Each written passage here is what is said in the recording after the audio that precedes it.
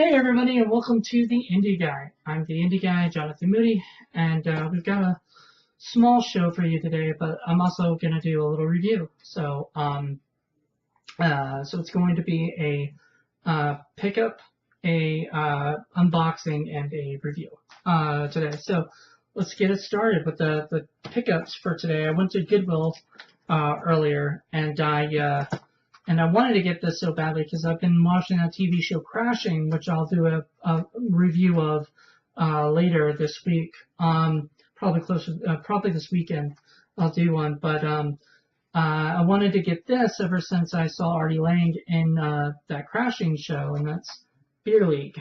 I've seen this at the Goodwill, and apparently nobody has picked it up yet. I'm very, very surprised about that. Nobody's picked up Beer League, which stars Artie Lang and Ralph Macchio. So, kind of excited to see that. Sounds like a winning combination right there. Then I got this. So it's a TV show that I got, and it's the 5th season of Entourage. Now I have HBO Go, so I can watch any of the Entourage episodes I want.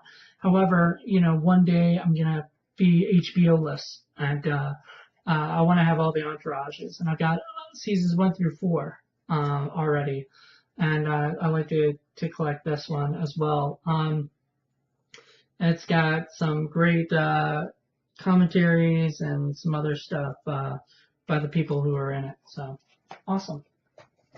Alright, so here comes the unboxing. So, I only got 2 things from Goodwill today, but I got a package in the mail today, and I'm totally excited. So, I'm going to open it up. I've been wanting this movie for a long time, so I know what it is that I got.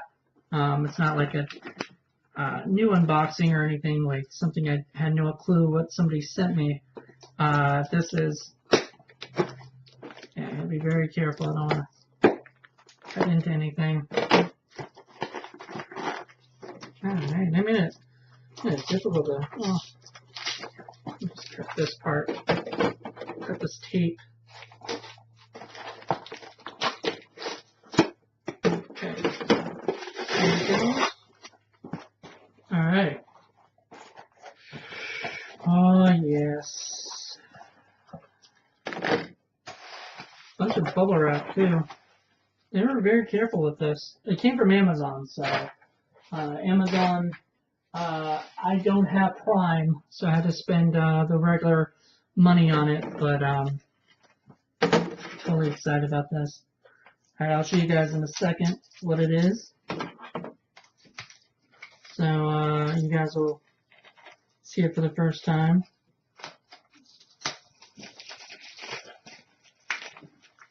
And here we go. Alright.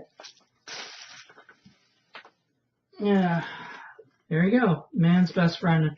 I wanted to... Man's Best Friend. It's a Ali Sheedy movie about a genetically altered killing dog from the government that gets... Ali Sheedy plays a kind of a news reporter, journalist who breaks into this lab and sees this dog that she just believes is being tested by this government in a mean kind of way. So she kidnaps the dog, and it's this like Rottweiler looking dog, and it's cute, he's lovable and everything, but he's genetically designed to be a killing machine. And so anything he sees as a threat or he doesn't like or whatever, he goes to kill, and it's just a wonderful movie.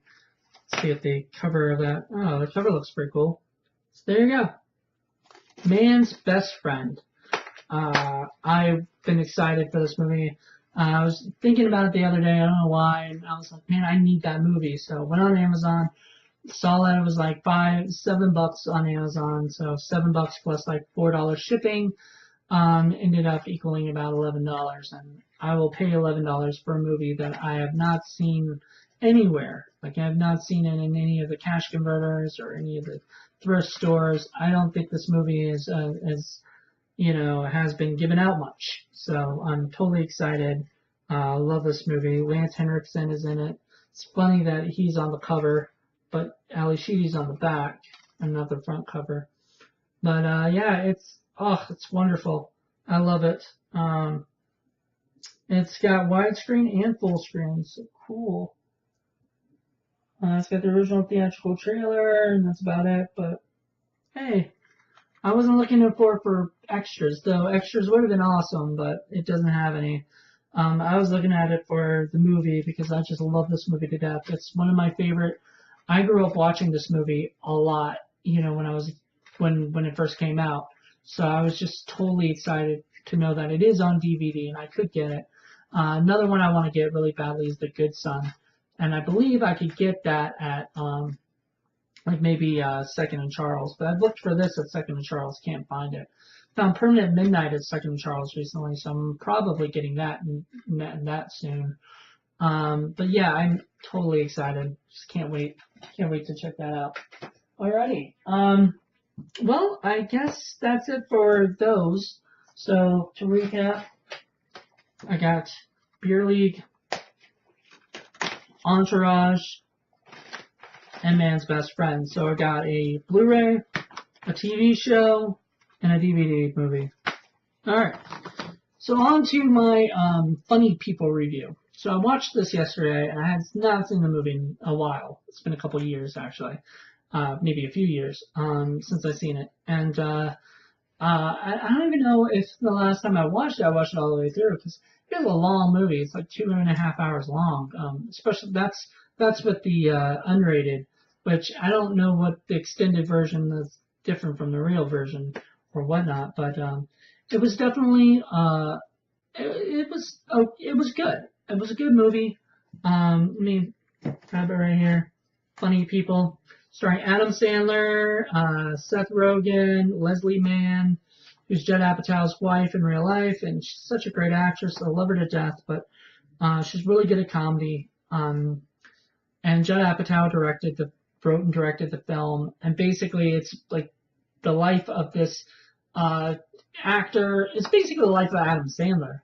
Like, it's really weird because they begin the movie with showing Adam Sandler doing a prank call on people, and it was obviously a video he shared that he had with one of his friends, like probably Tim Hurley, who used to be his roommate in college and stuff, or these things like that, and they're just all joking and having fun, and then it shows him, old.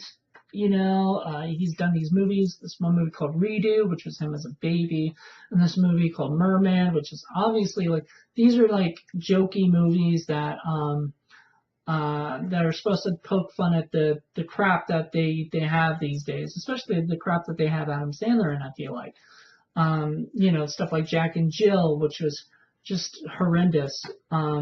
Little Nicky, which I liked, but a lot of people didn't. And a lot of people did. So if you loved it, that's great. I'm not knocking the movie at all. But then, this movie in itself is just this kind of, he's a likable guy, but he's also kind of unlikable. He's got both characteristics because he can, you kind of feel bad for him, but in the same sense, you don't, because he puts a lot of this stuff on himself by his self-loathing and everything. And, he's surrounded by all these celebrities, but they're not really his friends and things like that. And they're just people he knows. Like, he even says a joke about how Andy Dick isn't a friend. He's just a guy you know. And I laughed at that because in a way, that's probably what the life of a comedian is like. Like, they're friends with these people, but they're not. And that's another reason why I watched it, was because I was watching that show Crashing on HBO. And that show, Crashing, is pretty much about the life of a comedian and everything. And I was like, well, I want to watch Judd Apatow's first movie about comedian life. Because if you don't know much about Judd Apatow, he started in the business by writing jokes for famous people, and then he ended up becoming a writer for television, and then he ended up doing films as well, and things like that, writing like Celtic Pride, and produced The Cable Guy for Ben Stiller, and just a bunch of different stuff until he broke free with directing 40-Year-Old Virgin, and after that had this pretty cool career take off. And Funny People was I think was a solid movie. A lot of people don't like it because it's not a funny movie a lot of times. Like, it is not a hilarious movie. Like, for a movie called Funny People, it's very unfunny at times. Like, it's dramatic. And it was never meant to be. I almost feel like the title Funny People is very ironic because most of the movie is very dramatic. There's, there's things that are funny, jokes. They do a lot of stand-up things. Jonah Hill does stand-up. I don't know if, I would love to hear more about the making of the movie, like listen to audio commentaries or whatever and find out if some of those things like Jonah Hill doing commentary, if that was really him doing, or not commentary, but doing comedy, it was actually him doing stand-up comedy. That would be interesting to me. Things like that. Because I know Aubrey Plaza has done a lot of stuff. I think she does a lot of actual comedy. So I think that might be some of her actual bits. So I don't know which most of it's written by Judd or if he lets them get up there and do their own performances. Seth Rogen, I don't believe him. I think he's done stand-up. I've seen some like clips on YouTube of him as a stand-up comic. So I think he's done it. He's tried it before, so he's not new. Jonah Hill, I'm not sure. Surprised they didn't have Kevin Hart in it. Like, they had a lot of other people in it, and they didn't have Kevin Hart. So that's very surprising, but, in a way. But I liked it. I thought it was fun. I thought it was long. That's the only problem with a lot of Apatow movies is, like, I can understand shooting a bunch of stuff, but then you gotta edit it down to like an hour and a half or 2 hours, 2 hours at the most, because people these days don't really have the attention span, unless they're like planning to watch like Braveheart or something. And then, nobody really wants to go to the theater for like 3 hours, these days. I know I don't, but a lot of movies are heading that way, especially blockbusters. So it's surprising when comedies do that because comedies really shouldn't do that. They should be an hour and a half, movie. But I guess that depends on what you're trying to accomplish. And Judd Apatow, even when his movies are long, like, people had joked about This Is 40. I posted that on Facebook that I was watching This Is 40, and somebody said, "This is 40 minutes too long," is what he called it. And I would agree. Maybe it's 40 minutes longer than it probably should be, but everything he has in there is still good stuff. Like it'd be tough to edit that movie or even Funny People because you take out certain things, you kind of lose certain things to it. And I think the charm of the movie is probably the length. It's one of those things you have to kind of get there. And that's the only probably bad thing about the movie. Aside from that, I think the movie's fun, really enjoyable. I would say definitely keep an eye out if you get a chance. I got this at 7-Eleven. It has like $5 DVDs and Blu-rays. And I'm always surprised to see like $5 Blu-rays. But I always like to check, and I like to check all the different 7-Elevens, and this one was there, and This Is 40 was there. So I got a couple of Judd Apatow movies for like $5 each, and I think that's wonderful. This is got the bonus material of this too, so it's not even like it's just a one disc thing, movie. But anyway, so all in all, I say, if you love Judd Apatow, you like 4-Year-Old Virgin, Knocked Up, Forgetting Sarah Marshall, which he didn't direct, but he produced. This Is 40, all those kind of movies. Check out Funny People if you haven't had a chance to watch it yet. It's pretty funny at times, but it's mainly dramatic. It's about the life of a comedian who's struggling with like this cancer and stuff, and what happens when you get the second chance in life. That was what really drew me to this film was the thing being that an actor, a comedian is going to have cancer and then beats it, and then he's able to actually overcome that. I think that's amazing. I think that's wonderful. And what do you do with that second chance? The ending of the movie was a little Hollywood-like, nobody really chases people at an airport. Nobody, you know what I mean? Nobody does this kind of stuff that you only see in Hollywood movies. I mean, you know, I just that kind of stuff annoys me a little bit, but it's fun. I guess it's fun because it's not real. That's that's the fun part. But the problem is, Apatow usually does things that are real, and that was a little weird. But that the ending, like the fight scene at the end. I'm not gonna spoil anything, but I'm just gonna say there's a fight scene at the end that is just so funny, and it made me laugh so hard. Kind of reminds me of the little fight scene in what's that Steve Carell movie that he did. I'm totally drawing a blank. There's a Steve Carell movie with Ryan Gosling and all of them. I'll remember probably once I'm done with this video. That movie had the funniest like fight scene out in the yard, and then those two scenes, those two movies just cracked me up with that. That was just really funny. Once again, very Hollywood-like. A lot of these things are, and I like that though sometimes. So anyway, thank you for watching. If you haven't subscribed yet, please subscribe. Give us a like.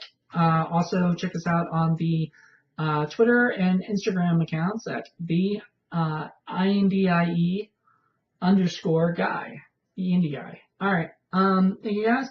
I can't wait to do my review probably tomorrow, or because I'm watching this tonight with a friend, hopefully.